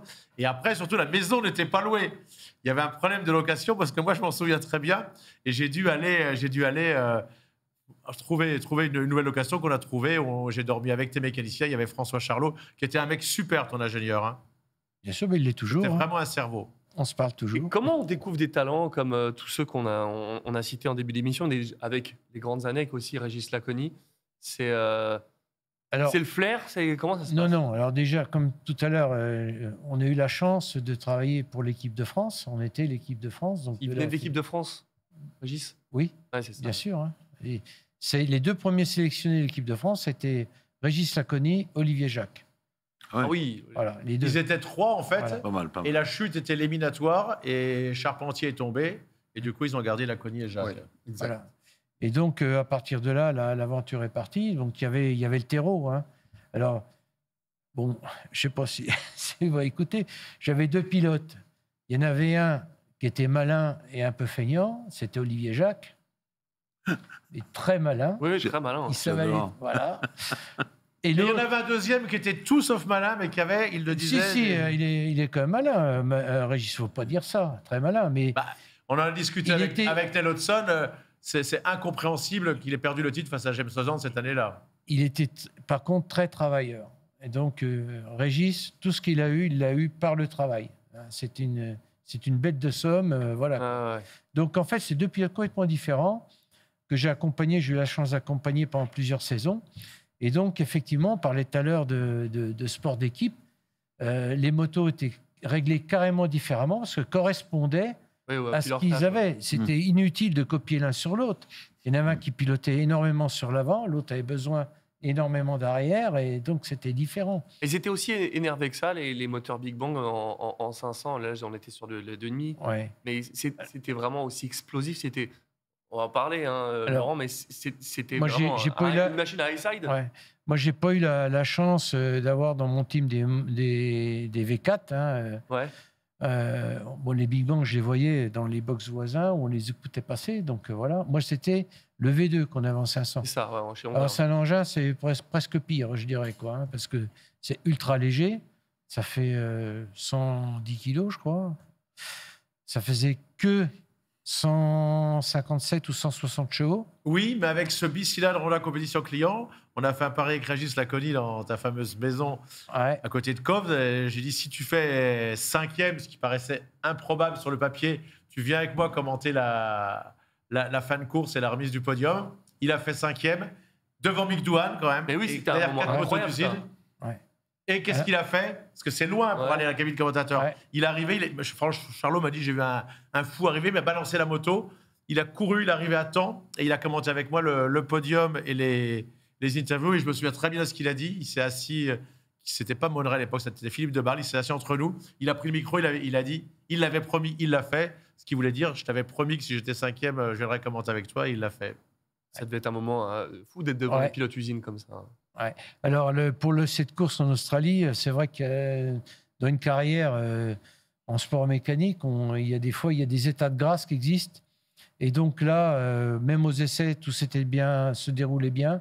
Et on avait réussi, en fait, la clé du succès qu'on a eue. Donc déjà, il y avait le potentiel de Régis, qui lâchait rien. Et surtout, c'était ce dernier virage qui commande la ligne droite, le gauche, nous on appelle ça foutre le feu dans le pneu, en fait, parce que tu restes longtemps sur le gauche et le pneu il s'échauffe, et voilà. Et nous on a réussi, justement avec François Charlot, à trouver exactement la gomme qu'il fallait et surtout le réglage qu'il fallait pour qu'on brûle pas le pneu. Donc il a réussi, justement, on a réussi à faire des temps de course identiques du 2e au dernier tour, quoi. C'est ce qui lui a permis de remonter et terminer 5e. Juste une chose. C'est pas ton dernier Grand Prix dans ta carrière, celui-là? Oui, c'est mon dernier Grand Prix en 97. Philippe Island. 5e? Oui. J'ai commencé mon premier Grand Prix en Australie à Eastern Creek en 93 et je le finis en Australie à Phillip Island en 97. C'est pas mal. 5 ans plus tard. Ouais. Et comment là, du coup, c'était vraiment les très belles années. Pour moi, c'était les plus belles années de GP500. Ouais. C'était ultra impressionnant. Le 2 temps, ça manque peut-être à ce championnat quand même. Oui, je pense que à l'époque, ça ne laissait beaucoup moins de marge d'erreur que maintenant. Oui. En fait, quand on voit, l'idée était maintenant avec le Catan de regrouper plus. Et si on voit, techniquement parlant, les 20 pilotes ou les 22 pilotes sous la grille de départ sont capables techniquement plus ou moins de faire un podium. Ce qui n'était pas du tout le cas à l'époque. C'est vrai. Alors, la première année, en 93, j'ai roulé avec ce qu'on appelait un moteur screamer, c'est-à-dire le calage est à 180 degrés. C'était des moteurs qui étaient très violents. Il fallait vraiment bien gérer le pneu arrière. Ça, c'était vraiment quelque chose que j'ai beaucoup aimé en 500, c'est qu'il fallait vraiment apprendre à beaucoup bouger sous la moto, trouver la bonne répartition des masses en sortie de virage, pas faire patiner trop. Si on se met trop sur l'arrière, vous avez la moto qui est droite comme un i jusqu'en fond de 5e et vous n'arrivez pas à tirer gaz à fond. Et donc, il a fallu jouer avec ça et je trouvais ça extrêmement intéressant de devoir d'abord se battre avec la moto et puis avec les autres ensuite. Et c'est la seule catégorie qui donnait cet effet-là. Alors, à partir de 94, on est passé au moteur Bing Bang, un calage à 90 degrés. Et là, les choses étaient quand même un petit peu plus faciles. J'imagine. Jean-Louis, l'histoire du pneu qu'il faut régler, je ne sais pas ce qui surchauffe, il fout le feu dans le pneu. C'était quand, ça? En 97. Ah ouais. Ce sera ton mot de la fin? Je suis désolé de vous quitter, on parlait déjà des pneus, excusez-moi. Merci, maestro. J'ai un quiz, Jean-Louis, pour toi. Oui. Des questions qu'on m'a posées au Tourist Trophy. J'ai un quiz pour toi pour la semaine prochaine. On va voir ça. On va arriver à te coincer un jour. Essayez de revenir, parce que... Ouais. Je suis content de le connaître. Là, t'es hors micro, mon cher Jean-Louis, on t'entend plus. Merci Jean-Louis, à la semaine prochaine. Merci Jean-Louis. Laurent, du coup, j'allais revenir un petit peu en arrière. La première victoire en 85, qu'est-ce que ça fait? Alors, ça fait que quand on s'intéresse à la moto à 13 ans et qu'on ne peut pas rouler officiellement avant 18 ans, c'est compliqué dans votre tête. Donc, j'ai commencé par le karting, une saison de karting en 81, en championnat national. Et puis, mon cousin qui préparait une TZ 350 à l'époque, qui était une moto sérieusement violente, j'ai repris cette moto, j'ai commencé à rouler à 13 ans sur une TZ 3,5. Et donc, là, ça vous apprend tout, parce que vous apprenez à rouler avec une moto qui a 2000 tours de plage, faire cirer un embrayage. Et donc, pour moi, finalement, je n'ai pas appris à rouler sur une moto de route, mais sur une TZ 350. Et donc, à partir de ce moment-là, les choses vous paraissent beaucoup plus faciles quand vous débutez la compétition.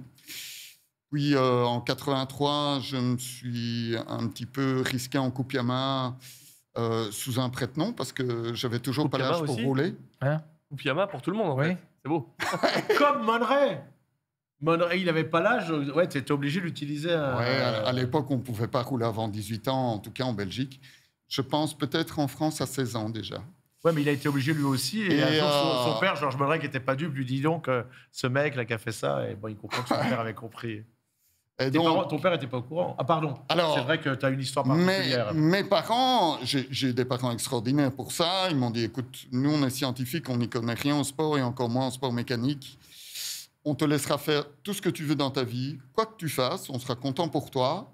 On te laisse faire, mais on ne t'aide pas.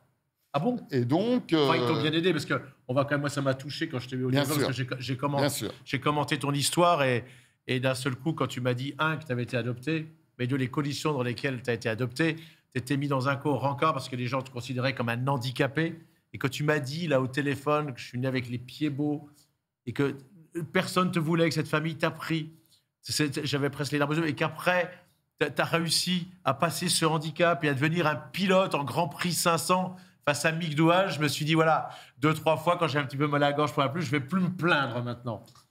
Non, je pense que... C'est de la résilience. Ta compagne... C'est de la résilience. C'est de la résilience à un niveau... Ça m'a Régis Laconi, là. Non, je pense que beaucoup de pilotes sont résilients. Quand on est très passionné, quand on veut arriver au goal qu'on s'est fixé, vous êtes capable de beaucoup de choses, de vous surpasser. Moi... Le dur au mal, je le ressens sans doute de manière différente parce que quand vous naissez comme ça avec des pieds beaux, on essaie de vous dresser les pieds, vous avez des opérations. Je ne connais pas un jour de ma vie où j'ai pas eu mal aux pieds quand je me levais la première heure le matin, c'est comme ça. Et donc, même encore maintenant... Et les bottes, pour les bottes de compétition Alors, c'était compliqué. J'ai jamais pu avoir un système de sélecteur comme on utilise en compétition. Premier en haut, les autres en bas. J'ai pas de mobilité dans la cheville gauche. Tu cachais cette information? Est-ce que Julie Tomazelli le savait? Non. En fait, j'ai jamais voulu en parler parce que j'avais très, très peur qu'on dise on ne prend pas parce que là, c'est déjà un handicap. Bien vu, parce que c'était ça. Et donc, j'ai toujours laissé, de toute ma carrière, je n'ai jamais parlé de ça.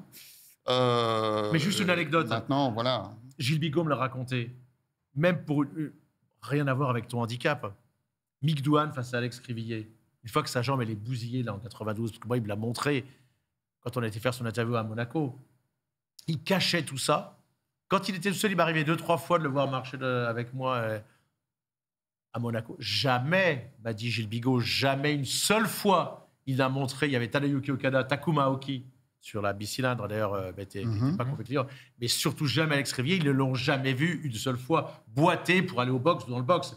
Il n'était pas question qu'il montre une faiblesse. Il était là pour tordre Crivillier, pour tordre Okada, pour tordre Takuma Aoki, et il ne montrait pas sa faiblesse. Mais je pense qu'effectivement, vu ce que nous a dit Stéphane Paulus, tu as bien fait probablement de cacher ce handicap. Oui, c'était mieux. Alors parfois, c'est compliqué quand vous arrivez dans un team et que vous leur dites, bon, écoutez, la seule chose, c'est que le sélecteur va falloir essayer d'adapter un peu deux-trois trucs. Comment on le fait? Comment on l'adapte? Alors, moi, j'ai roulé toujours avec un système routier, donc premier en bas et les autres en haut pour lever les vitesses. Que tous les autres étaient en inversé? Quasi la totalité. Je pense Michel roulait en inversé en compétition. C'est plus facile. Hein.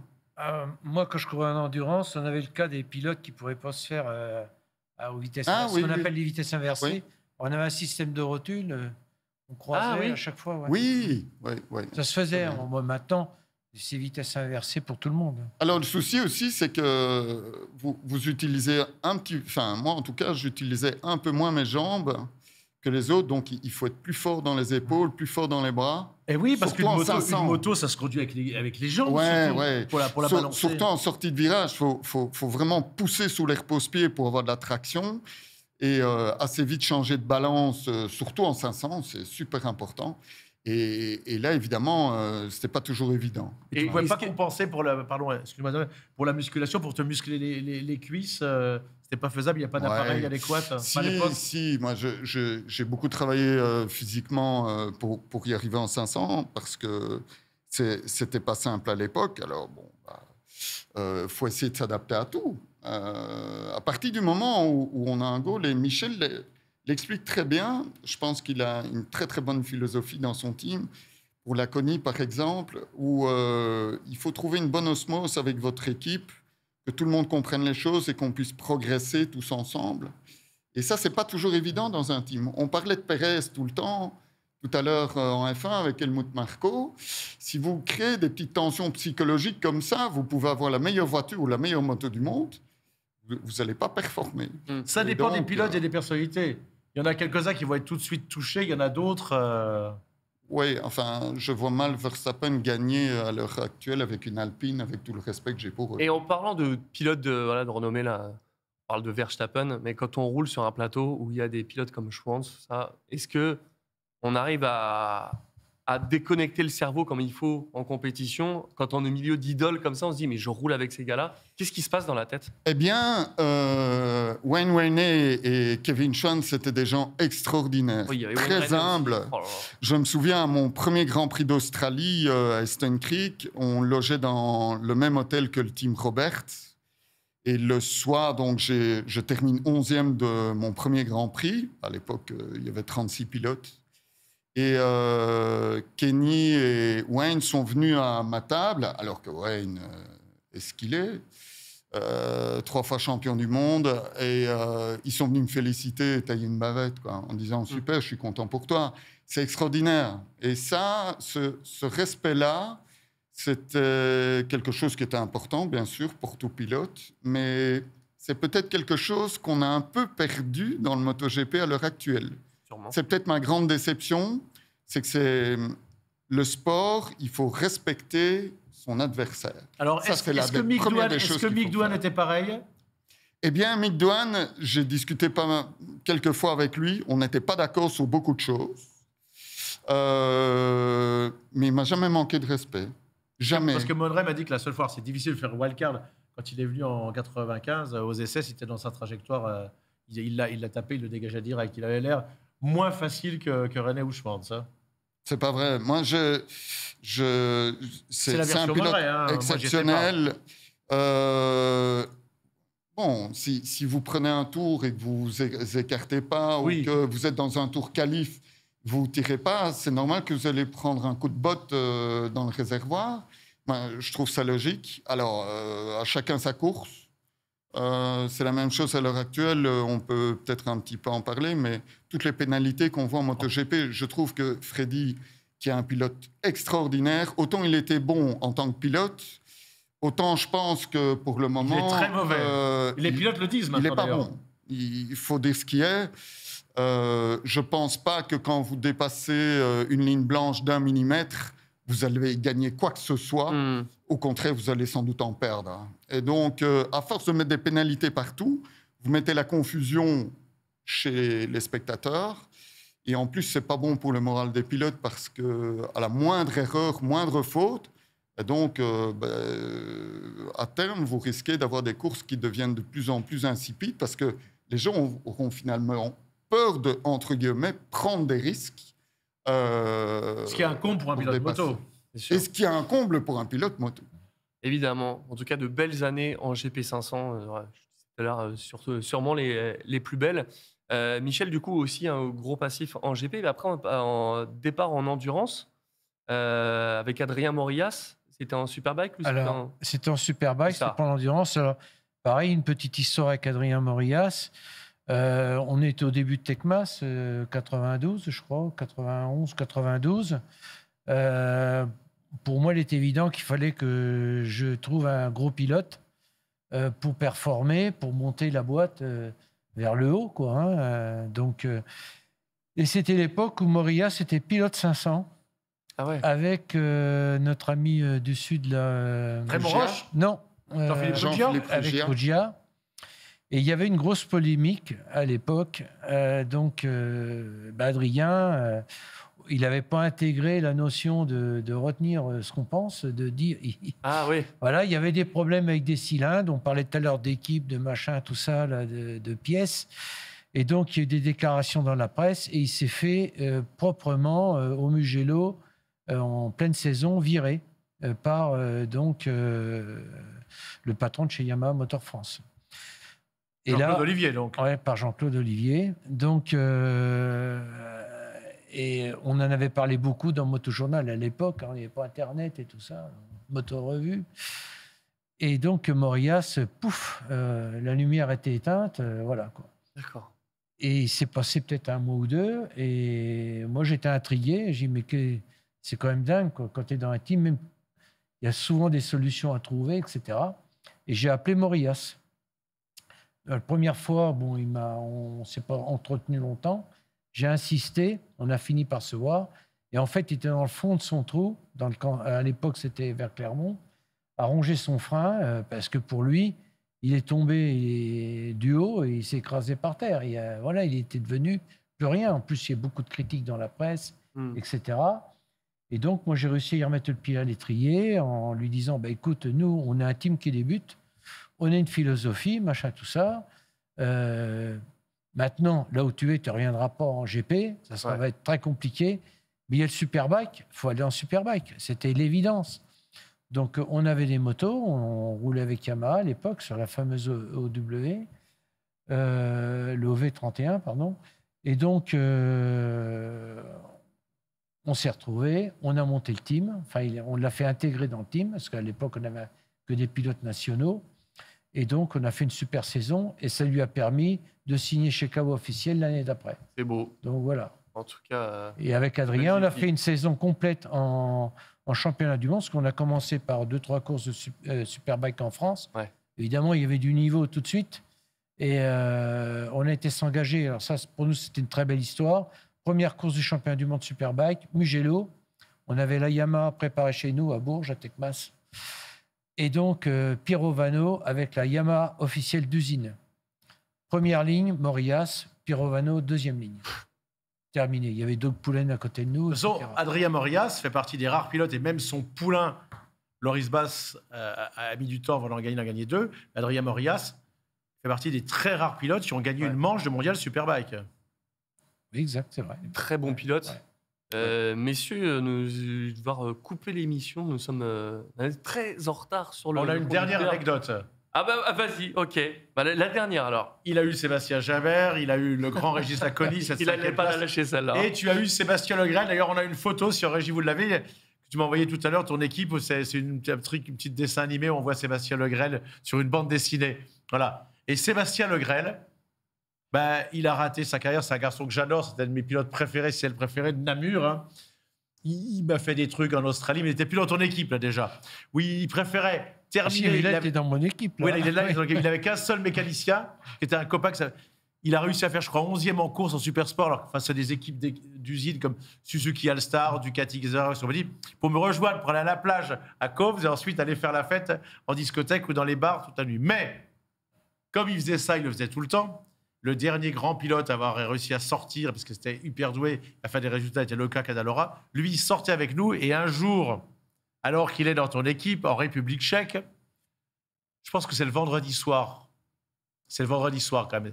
Et on lui dit, mais là, à un moment, Philippe Monneray lui dit, mais là, il est 5h30 du matin, là. Donc là, on le force, on le ramène, on le dépose à son hôtel.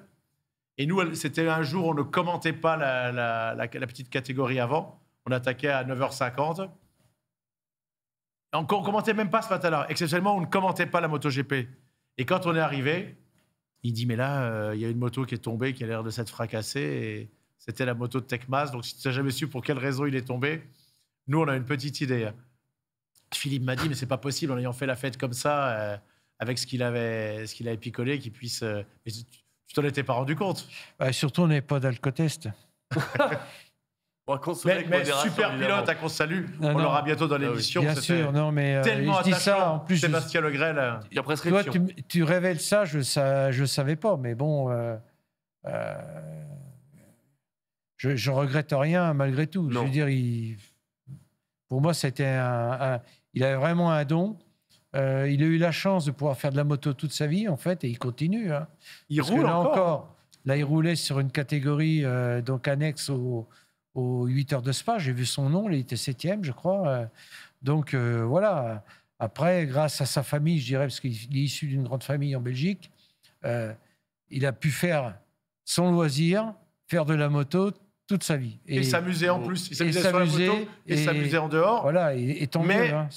Je pense, tu parlais tout à l'heure d'Anthony Gobert, il n'était pas doué comme Anthony Gobert, mais il aurait pu faire beaucoup, beaucoup mieux. Avec un petit peu de rigueur. Beaucoup de rigueur et du travail, c'est bon. On lui demandera quand il viendra. C'est sur ces mots que nous nous quittons. Mais franchement, il reste quelque chose encore. En 97, comme il a gagné son pari qu'il a fait 5e, Régis Laconi, la montagne, hein, le logo, il m'a donné ça et ça t'avait fait plaisir il y a 3 ans, je l'avais au bol d'or. Tu l'avais encore. C'est la veste de Régis Laconi. Oui, je le reconnais bien. C'était ton adversaire. C'est vrai que c'est beau, je ne l'avais pas vu, magnifique. Et merci encore Michel de m'avoir emmené à Phillip Island parce qu'après, j'ai tanné mes patrons pour aller aussi au Grand Prix Outre-mer grâce à Michelin et grâce à toi. J'ai vu que c'était sensationnel. Et en plus, on liait des liens d'amitié avec les chefs mécaniciens, les mécaniciens ou les pilotes étrangers sur les Grands Prix Outre-mer, Donald, parce qu'on voyageait des vols de 13-15 heures. Donc, un coup, je te l'ai dit, on est tombé avec Rossi, un coup avec Biaggi, un coup avec... Donc, c'est sûr que c'était plus simple qu'en Europe où tu les vois comme ça, bien attachés de presse. Évidemment. Bon, on aurait pu parler vraiment très, très, très longtemps, tellement il y a de choses à raconter sur tous ces titres, tous ces GP. Mais vraiment, je vous remercie beaucoup, Michel et Laurent. C'était un grand plaisir. Merci, Donald. Merci, Rémi. Je ne te connaissais pas tant que ça. On n'a pas eu l'occasion de se côtoyer parce que déjà, à l'époque, moi, je commentais sur un Grand Prix depuis Paris. Et c'est vrai que Julie de Tomasini, tu t'en souvenais, nous avait présenté. Oui. Et je regrette de ne pas avoir su tout ce que tu nous as dévoilé aujourd'hui. C'est gentil. Merci beaucoup. Merci de l'invitation. Et bravo pour ce que tu as fait, du coup. Et puis, merci aussi d'être venu depuis la Belgique pour franchement, avec plaisir. C'est très, très cool. C'est bien de pouvoir parler de la GP500 qui était vraiment le truc ultime. Et c'était un grand plaisir. J'espère que vous avez kiffé aussi. On se retrouve la semaine prochaine, même endroit, même heure, pour débriefer toute l'actu Sport Méca. Salut, à la semaine prochaine. Ciao, ciao.